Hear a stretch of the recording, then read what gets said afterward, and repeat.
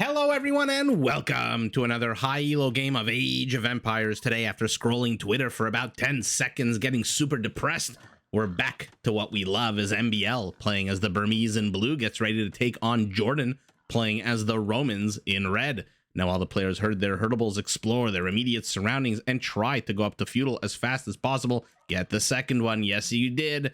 Let's take a look at the Civ matchup we'll be watching today. The Burmese, a civilization very much focused on its mounted units. To start with, their battle elephants automatically come with more armor and can be upgraded to get even more armor. Their cavalry can be upgraded to get a powerful attack boost +4 against archers, and their unique unit is the Arambai, a ranged cavalry unit that throws darts at its opponents with absolute terrible dog shit accuracy, but even darts that miss deal 100% damage compared to the usual 50% of other archer units. And to support and protect their mounted units, especially their elephants on the field of battle, the Burmese actually have two very cool ways to do so. First, if you want to go the infantry route, all Burmese infantry get a progressive attack boost starting in Feudal all the way up to +3 for free in Imperial, or you can choose to go the route of the game's only spellcaster, the Monk. If you go down this path, monastery techs are 50% cheaper, and to help you pay for all their units, all the monks, all the technologies, take a look at this. Notice anything on the minimap, you start the game knowing exactly where all the relics are out on the map. Now, in order to build the infrastructure that's needed to pump out huge amounts of units and absolutely overwhelm and crush your opponents, Burmese get all lumber techs for free, or rather lumber camp technologies for free. Now, due east, we've got JorDan playing as the Romans in red, a mixed land-based naval civilization with a few strong features that make them potentially very, very dangerous in the later stages of the game. To start with, Roman infantry units do receive double the effect of blacksmith upgrades. They have access to the Legionary, a tanky, well-armored, unique infantry unit that does replace their two-handed swordsmen and champions, and does come with a pretty cool little small attack bonus +4 against other infantry units. Now, to make their infantry even deadlier, the Romans can turn to a second unique unit, the Centurion. This is a heavy cavalry unit that increases the movement speed and attack speed of all militia line units under its command. Now, to overwhelm your opponents on the field of battle, the Romans can actually upgrade their entire militia line, their entire knight line, and their Centurions to come with a small charge attack and also train faster. Now, to back up their army, Romans have access to one of the deadliest, if not the deadliest, scorpions in the game. Not only do these siege units cost a lot less gold, think Schlachter for scorpions, but their minimum range is reduced from 2 to 1. They can be upgraded to fire faster, and they're the only scorpions in the game to benefit from ballistics, which means they will track you down and they will kill you even if you're moving. Now, to help a player get to the later stages of the game, maintain the might of the Roman Empire, Roman villagers gather resources and also build and repair structures 5% faster than generic villagers. Pulls the Javelina, gets a little bit of HP reduced, but villager survives, both players at 16. Let's take a look at the locations where their resources are and how their bases spawned. We'll start with JorDan MbL, already out on the map looking to find where his opponent is. Actually, JorDan also already out on the map looking for where his opponent is. So let's take a very quick look as the players continue training villagers and probably getting ready to go up to Feudal Age. Our Roman, his settlement, his camp, primary gold, a little bit exposed. I don't know whether to call this the forward position or more of a central position, but primary stone in the back, nice and safe. And then an extra gold patch to the left, extra stone patch to the right, and an extra gold patch very much in the forward position. Has two nice forests in the back and two nice forests in the front, which may help him secure his base a little bit. Let's take a look at our Burmese, primary gold and primary stone, both in the backwards position. Not bad at all. Two extra gold patches in the backwards position, extra stone in the forward position. And the forests, look at this. He only has 3 to JorDan's 1, 2, 3, 4 immediate forests, but MbL's forests in a much better spot. This one completely goes to Terra Incognita, and this one, even though there's only one, perfectly located for a nice wall off to the east, and nice wall off to the north, and a very short wall off to the west. It is our Roman who makes the first move, has obviously discovered where his opponent is, and our Burmese has seen the barracks, so he knows the general area of where his opponent is. Although he's the one who's now under attack. Villager with loom moves forward. Militia, get the hell out of my house.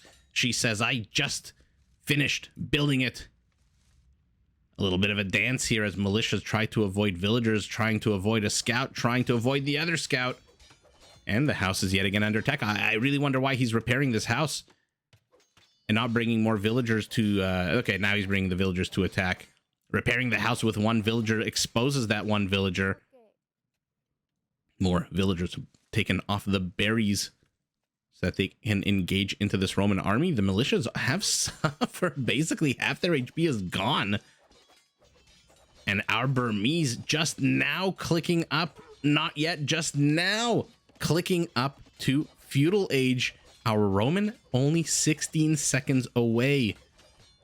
We'll see what our Roman will do with this absolute massive time advantage. Our Burmese with 5 extra villagers will likely, I don't want to, you guys know I hate predicting things, will likely maybe go for fast castle with that kind of build. I'm assuming. Otherwise, he has just fallen way too far behind. Now, 2 militias from the Burmese themselves. I wish he was in Feudal Age a little quicker. I could show you their +1 attack. Why is our Roman not targeting the weaker one? Yes, right as I say that, he obviously does. And here we go. MbL making use of these 2 big forests to the north and the south to try to trap this scout. Killed 2 to 1 for our Burmese. 2 militia lay dead. 1, I believe, militia of the opponent. And now JorDan's going to see this wall off attempt. He's going to know MbL is trying to basically keep him out of here. And he must ask himself why. Oh, maybe. Oh, will he? Oh, he... Fast action, fast sight out of our Roman who saves his scout. Very important right now. He has not really seen very much of his opponent's base. I mean, the MbL has seen absolutely nothing. And now let's take a look at that. Militiamen, take a look. Free +1 automatically. Hasn't researched forging yet. But man, oh man, the vision for both players is not exactly great right now. JorDan's is a little bit better. Has seen the wall off to the east. Has seen the wall off to the north. An archer unit moving forward. Another archer and a villager. Okay, villager, I guess, a little bit confused. And is now heading home. MbL, though, has been kept completely in the dark. I keep going back to that, expecting that his vision to be a little different. Maybe he's going to use his scout here. Oh, one wackadoo, and that scout is dead, but now the militiaman is basically dead too. There's no way he's going to be able to catch up to these archers. They move faster, they fire with range. But maybe some fancy footwork, maybe. Oh, okay. Saves him with 3 HP.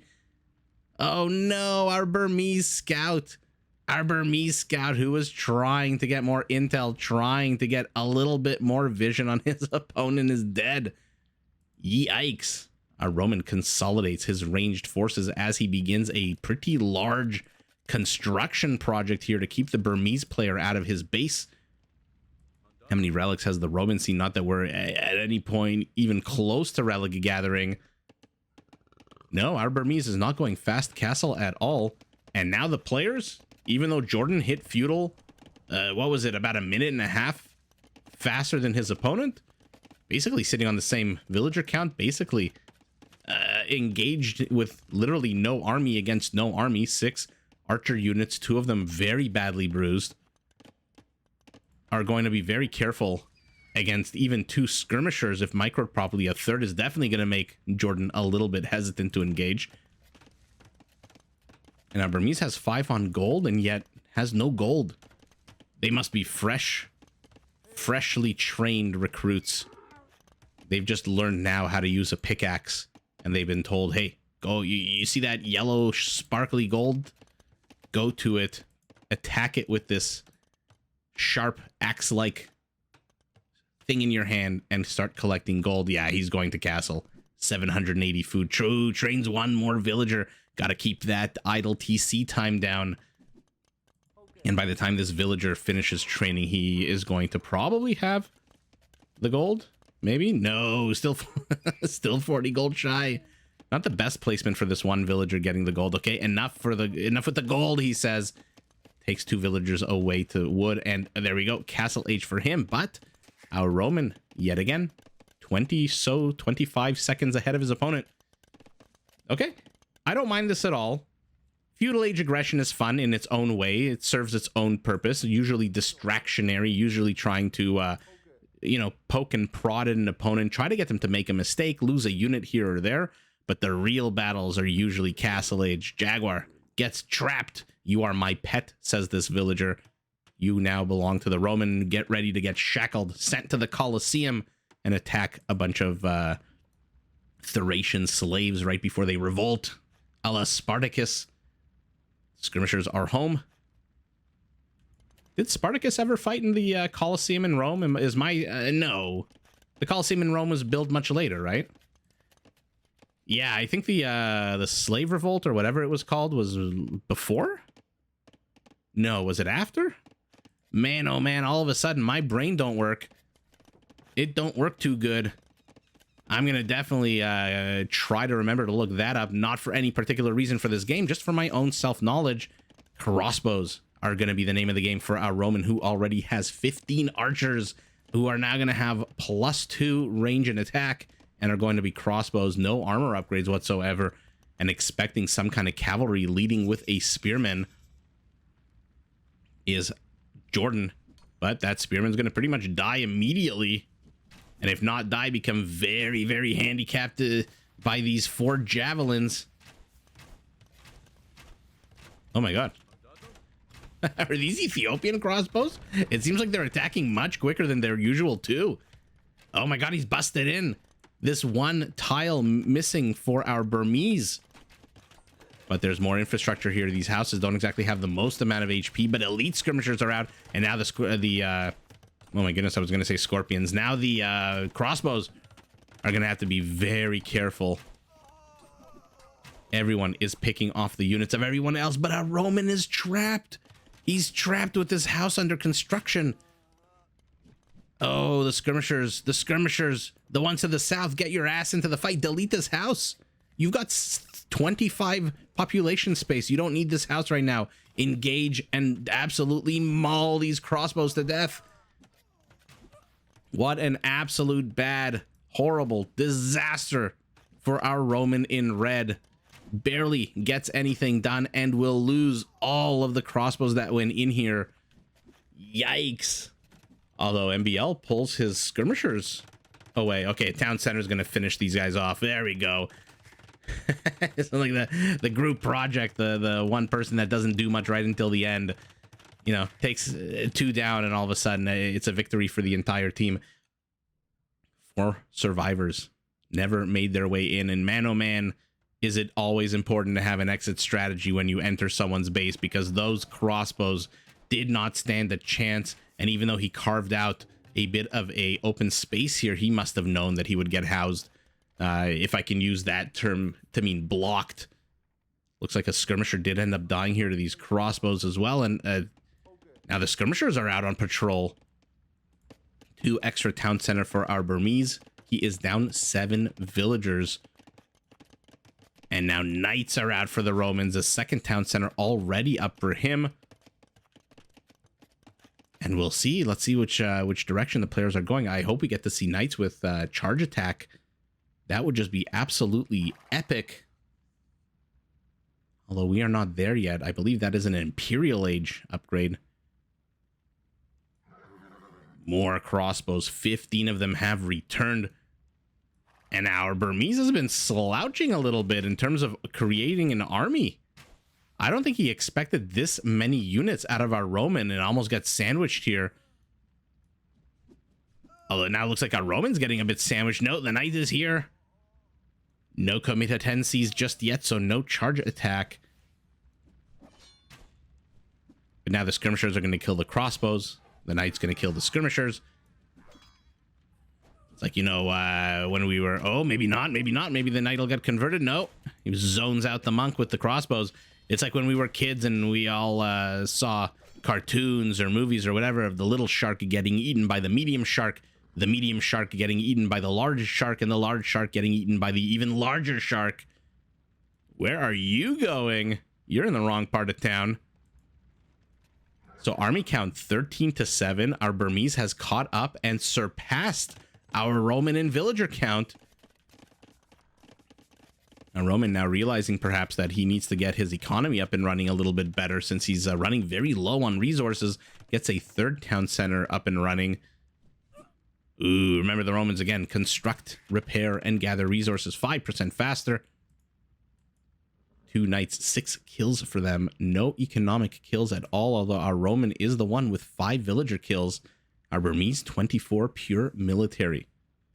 And our Roman, I mean, I'm expecting a lot of aggression out of JorDan with a base like this.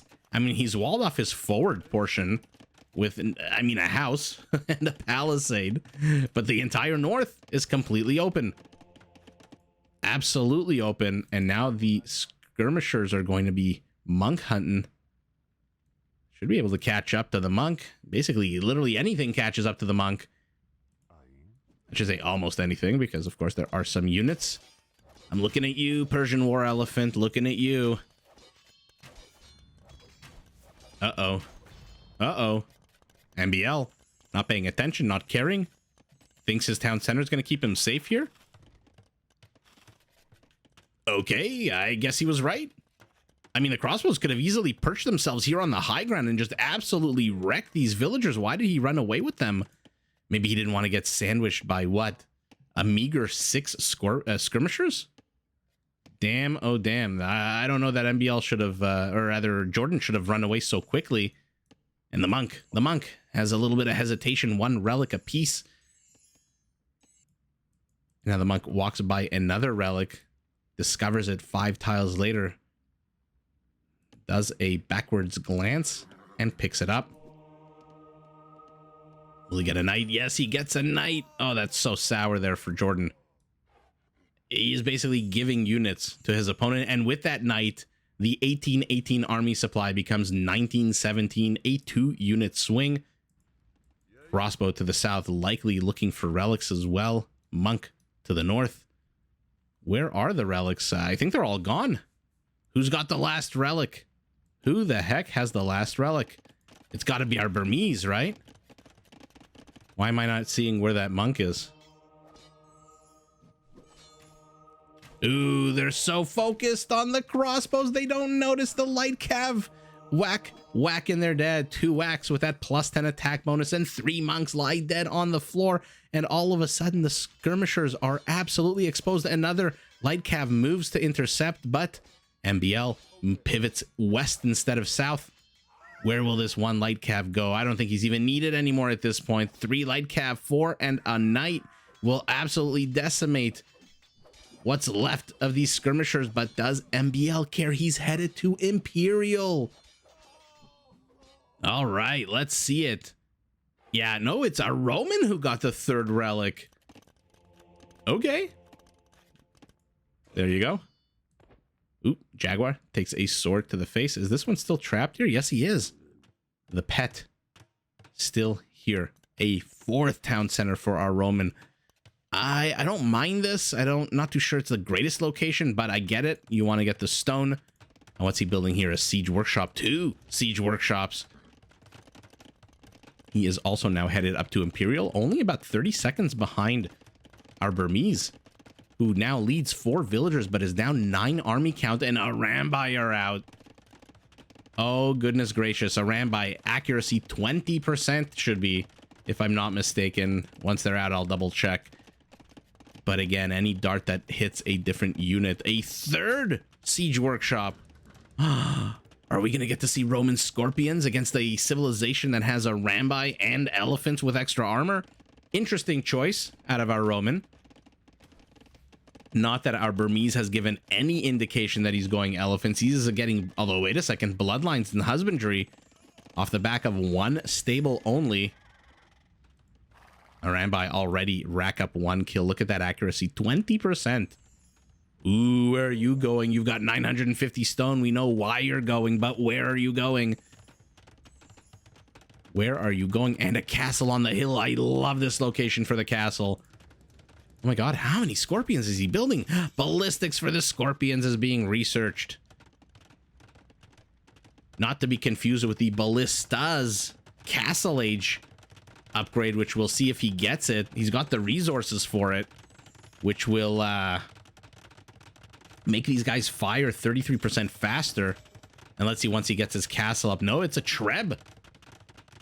Okay, I thought he would research to improve their firing speed, which right now is a 3.6. What does that go down to? 1.7, 1.8? Ooh, the castle is up right in the face of these two knights who die immediately. But we saw two Trebs now out. Another castle securing the western perimeter. One skirmisher holding the line against two crossbows does ultimately succumb to the wounds of the crossbow bolts. And this guy is still here. This guy's been patrolling here for the last 20 minutes. And what's going on here? JorDan kind of just gathering his army. More Trebs. A third one being trained. A Rambai are here, but a secondary wall-off already going up. Their range also is not the greatest, only at a 5. Which means they're not going to get a lot of villager kills here at all. A castle to the north defending the lucrative market. The Romans, a very trade-oriented people. A fourth siege workshop. And siege engineers. Ooh, with the monks. The monks. Those annoying Burmese monks. Block printing is going to give him 3 extra range for a 12 range. And now, oh man, you moved forward with your monks, says JorDan. Gets conversion on 3. A Rambai. Although look at this, 2 scorpions, 3 scorpions do bite the dust. Their range of 8 is not going to compare at all to the 12 of the monk. And wow, a little bit of fancy footwork of using monks out of both players. A Rambai moves forward to his death. And if he didn't see them before, he's definitely going to see them now. 3 big old trebuchets, although it says it's 4. Oh no, there's a 4th one on the left. My bad, excusez-moi. And now a lot of villagers are going to waste a lot of stone. You are not going to repair this castle in the face of 4 trebuchets. Don't even try. Oh, leading with scorpions. Oh, how sour for this scorpion. That is very sour. The bombard cannonball shoots loftily into the air. What's the faith on the monks? Full faith, so he can convert if he's lucky. 6 of these scorpions. That bombard ball went absolutely nowhere. He's got 2 bombard cannons. Wonder if he should have gone onagers instead. Oh, he killed his own. He killed his own converted scorpion. But the Arambai are here. They're clearing up the scorpions to the north. They're clearing up the scorpions to the south. And all of a sudden, the scorpion army doesn't look so scary. There it is. There's Ballista. Let's take a look at the attack speed now. 2.7. Another castle. Why are you building a castle right underneath 4 trebuchets? Are you that desperate for a Rambai? You've got a castle here. Is it pumping them out? No, it's not. There we go. The Arambai engage. They spread out. They fan out, but still not enough. Are they just biding time for the bombards? He's got 2 bombard cannons, 1 extra one already out. He's got another siege workshop. This is shaping up to be an absolute epic. Oh, a 3-for-1 shot there by the bombard cannon. They must have a good amount of kills, these 2 guys. 11 kills so far. There's that one cell phone, the friendly fire. Self-own, not cell phone, like what we use to scroll through Twitter when we want to get depressed about things. Man, oh man, is Twitter bad news bears. 7 trebuchets. JorDan bringing out the heavy hitters. Wow. And oh my god, what's going on? Arambai not attacking the scorpion. Scorpion not attacking the Arambai. And now the monastery is being targeted. Okay. Nothing particularly special about relics for the Burmese. They don't generate extra food. They don't generate extra gold. They don't give him any attack bonuses. The castle, very aggro. Is he switching to infantry right now? I mean, look at these villager counts. 150 apiece, basically. The problem is, I don't think MbL was expecting this Roman ferocity with 7 freaking trebuchets protected by these scorpions. Wow. I don't think he was expecting this at all. 32 scorpions. The Arambai is basically hiding 3 more siege workshops in the back. Another monastery Monks. Monks, and maybe onagers? Okay, he's got mangonels. Mangonels are going to accomplish nothing. I mean, luckily for MbL, JorDan is stopping to smell the roses a little bit at getting this. Oh, if he only knew how important this, oh my god, blacksmith is. Just finished forging, now getting the armor upgrades. For what? There's the onager. Are you going halberdiers against this? Interesting choice. I mean, okay, you're in Imperial. You've got a +3 attack. Where are they? I always love to see it. No, the pikeman's dead. The pikeman is absolutely dead. The Roman castle, speaking of dead, is going to fall very quickly too. This is a lot of bombards out of our Burmese. But what the hell do you do? These are now heavy scorpions. Minimum range of 1. 8 range. Ballistics. They fire 33% faster. And he is building halberdiers. Scorpions of his own. Let's see how well they do as our Roman pivots north. And this is a lot. I mean, I say a lot, but our Burmese doesn't have that much infrastructure at all. He's got 1,100 wood. JorDan, what are you doing? Balancing your economy, buying food, selling wood, buying food.